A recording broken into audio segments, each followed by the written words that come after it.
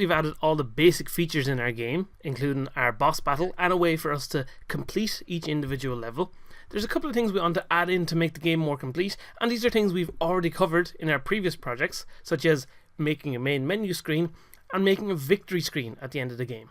And because we've already covered these topics, what your challenge is now is to go ahead and add them in yourself. As an example, I've got a couple of scenes here. I'm going to load into my menu. So if I zoom out, or if actually I just switch to game view. At the moment, I've created our little title screen. I've used the logo image that's included with the project in our art folder. I've added a couple of buttons to start a new game and to quit the game.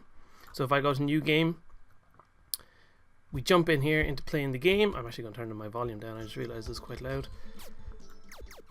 And we can shoot away at our enemies, and hopefully we can win the game. But if you notice, looking up at the top of the screen, I've also added a high score system, which we covered in our previous game.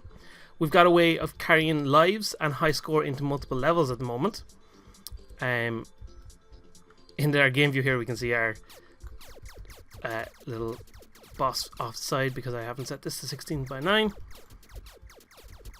That's okay. That's what we need to set up when we're working in our game. So the canvas here needs to be readjusted to fit those things in. But that's fine. That's perfectly doable. So I've added in that.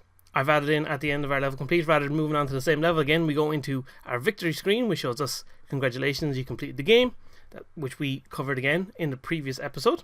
So that's exactly just what we want to do. And those simple little things, we just want to add them in the exact same way that we did them in the previous project. Now, of course, I'm not going to step through that entire process with you, but the final project files will be included at the end of the project for you to take a look at them yourself if you don't understand how to do it yourself, and see how I've implemented them into the game. There's one final thing I just want to cover here as an example as well. I've created another copy of level 1 that I just call level 0. And this level, instead of letting our level end when we get to the boss, it ends when we just hit play here. When the game gets going. Apparently I've already lost a life because I was carrying that over from before, but that's okay. So we can kill all these things, kill all them, we let these things spawn in, and then there's no more enemies for us to face. So we've effectively beaten the level. I've not included a boss in this level, so we let them kind of pass by. And now we've defeated all our enemies in the level, our threats have moved on from the screen, and we can say level complete. Perfect. And the way I've done that, if I go into level 0 here, is just by saying, instead of on our game manager, after we spawned all our waves here, instead of spawning the boss battle and setting that to be active, instead we've just said level complete will be automatically active once we run out of waves. So I just set up a 4th wave here of a copy of our asteroids wave we already have. But what would be more sensible would be to make sure that this is an empty wave. So we could just have this be an empty object, for example. We could just create an empty object here. I'll just pop it out here. We'll just say empty wave, just so it doesn't create anything in our screen. So I could just click and drop that into there.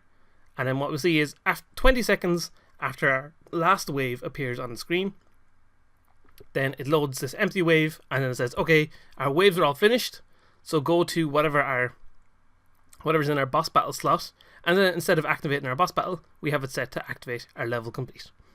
So that's how we can work around using completing levels without having any bosses in them at all. Although generally speaking, these kind of games would normally have a boss battle at the end of any particular level. But now that we have our main menu in place and our victory screen in place, once you've implemented them yourself, there's one more thing we want to add in to finally complete our game, and that's to allow our players to be able to restart a game if they have to quit for some reason, so you can return to the furthest level you've reached. Konnichiwa.